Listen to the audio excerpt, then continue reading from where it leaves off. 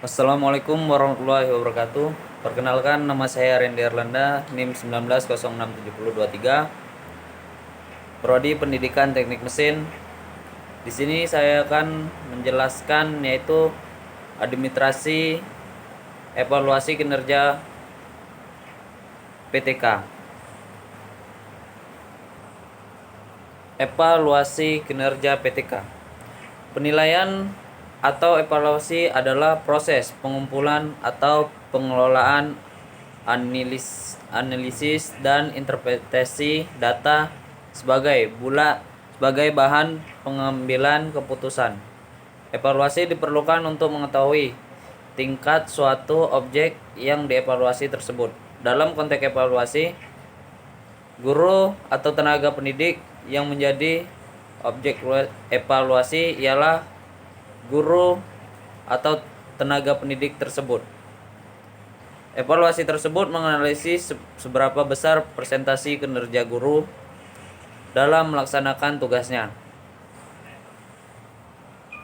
Dalam rangka mencapai kinerja sekolah secara maksimal yang berdampak pada peningkatan prestasi peserta didik, tujuan pelaksanaannya evaluasi kinerja guru atau tenaga pendidik ialah sebagai berikut.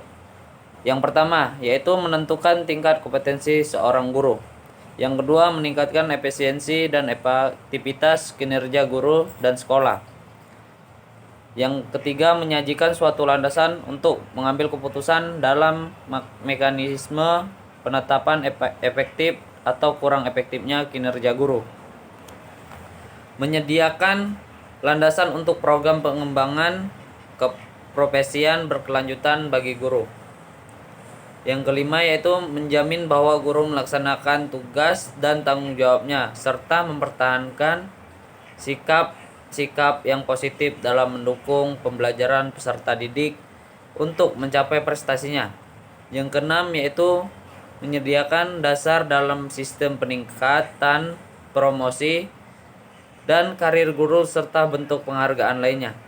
Dalam pelaksanaan evaluasi kinerja tenaga pendidik dibutuhkan adanya rambu-rambu konsep evaluasi. Konsep evaluasi di sini mencakup syaratnya sistem evaluasi, prinsip pelaksanaan, aspek yang dinilai dalam evaluasi, dan perangkat pelaksanaan evaluasi.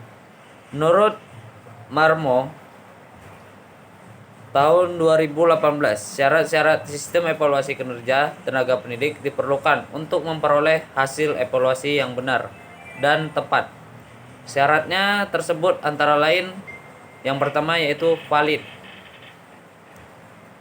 atau aspek yang dinilai benar-benar mengukur komponen-komponen tugas tenaga pendidik dalam melaksanakan pembelajaran, pembimbingan, dan tugas lain yang relevan dengan fungsi sekolah.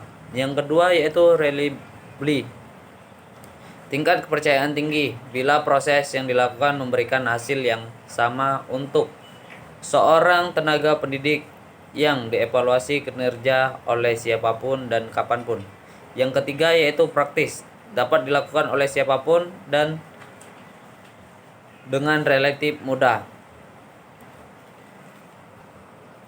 Prinsip-prinsip pelaksanaan evaluasi kinerja tenaga pendidik digunakan agar hasil pelaksanaan evaluasi kinerja tenaga pendidik dapat dipertanggungjawabkan. Adapun prinsip-prinsipnya diantaranya yaitu 1. Berdasarkan ketentuan evaluasi kinerja tenaga pendidik harus dilakukan sesuai dengan prosedur dan mengacu pada peraturan yang berlaku. Yang kedua yaitu berdasarkan kinerja. Aspek yang dinilai dalam evaluasi kinerja tenaga pendidik adalah kinerja yang dapat diamati dan dipantau sesuai dengan tugas guru atau tenaga pendidik sehari-hari dalam melaksanakan kegiatan pembelajaran, pembimbingan, dan atau tugas tambahan yang relevan dengan fungsi sekolah atau madrasah. Yang ketiga yaitu berlandaskan dokumen PK guru. Penilai guru atau tenaga pendidik yang dinilai dan unsur lain yang terlibat dalam proses evaluasi kinerja tenaga pendidik harus memahami suatu dokumen yang terkait dengan sistem evaluasi kinerja dengan pendidik terutama yang berkaitan dengan pernyataan kompetensi dan indikator kinerja secara utuh, sehingga penilai, guru atau tenaga pendidik dan unsur lain yang terlibat dalam proses evaluasi mengetahui dan memahami tentang aspek yang dinilai, dasar dan kriteria yang digunakan dalam evaluasi. Yang keempat itu dilaksanakan secara konsisten. Dilaksanakan teratur setiap tahun, diawali dengan penilaian formatif, diawali tahun dan penilaian sumatif. Di akhir tahun, evaluasi kinerja tenaga pendidik setidaknya dilaksanakan 1 tahun sekali pada tiap sekolah. Evaluasi tersebut dilakukan oleh kepala sekolah atau orang tua dan panitia yang ditunjuk dan dibentuk langsung oleh kepala sekolah. Yang keempat yaitu peran guru dalam administrasi PTK. Dalam administrasi kepegawaian lebih difokus kepada guru sebagai pegawai negeri.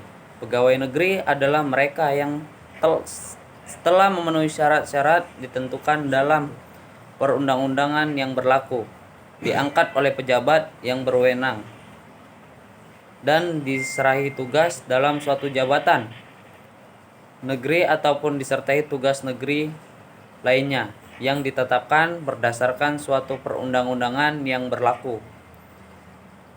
Seorang calon guru bisa menjadi seorang pegawai negeri jika telah melalui rekrutmen guru.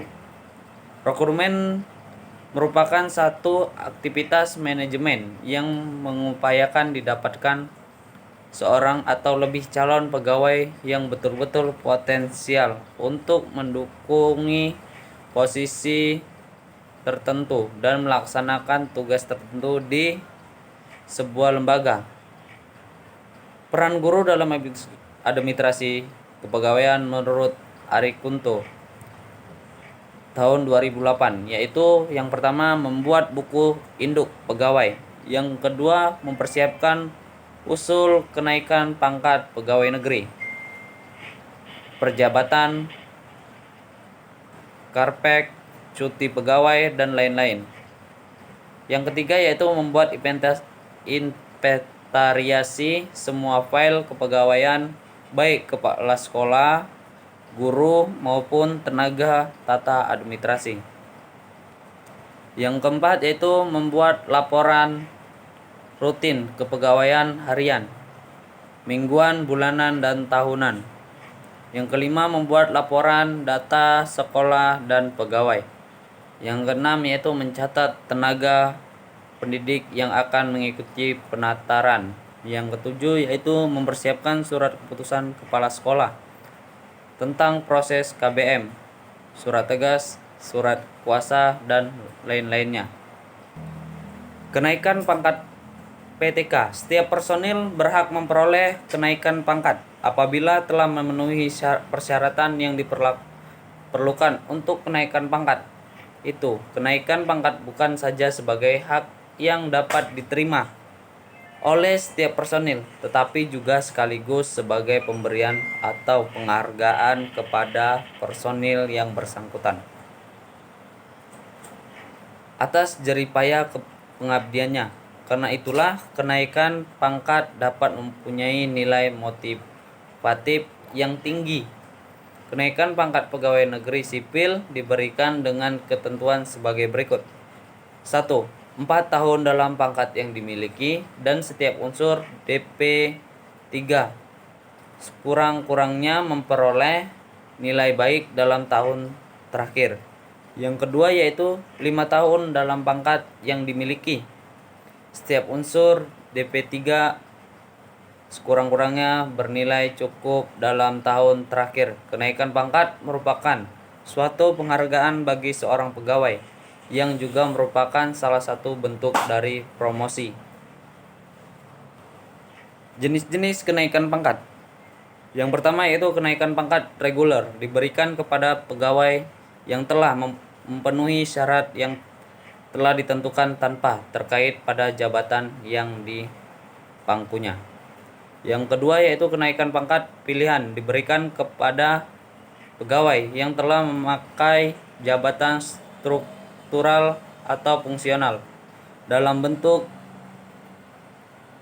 batas jenjang pangkat yang ditentukan untuk jabatan yang bersangkutan.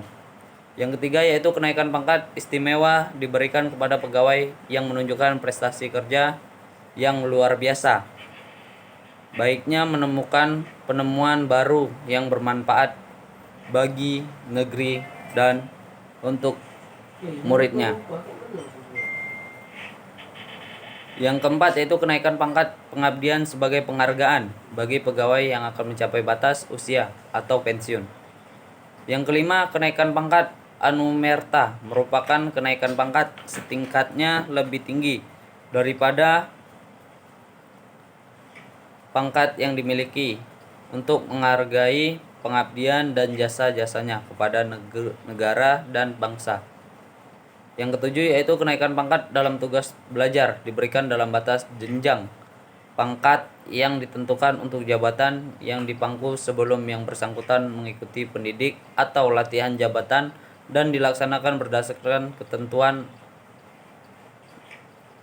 yang berlaku. Yang kedelapan yaitu kenaikan pangkat menjadi pejabat diberikan kepada yang diangkat menjadi pejabat negara, baik yang diberikan dari jabatan organiknya maupun yang tidak dibebaskan dari jabatan organiknya. Yang kesembilan yaitu kenaikan pangkat dalam penugasan di luar instansi diberikan kepada pegawai yang dikerjakan atau diperbantu kepada instansi lain. Yang ke-10 yaitu kenaikan pangkat dalam wajib militer. Yang ke-11 yaitu kenaikan pangkat pensiun ijazah diberikan kepada pegawai yang telah menyelesaikan belajar sesuai dengan surat tanda tamat belajar yang diperolehnya. Mungkin hanya itu yang bisa saya sampaikan, lebih dan kurang saya mohon maaf. Saya akhiri, wabillahi taufiq wal hidayah. Assalamualaikum warahmatullahi wabarakatuh.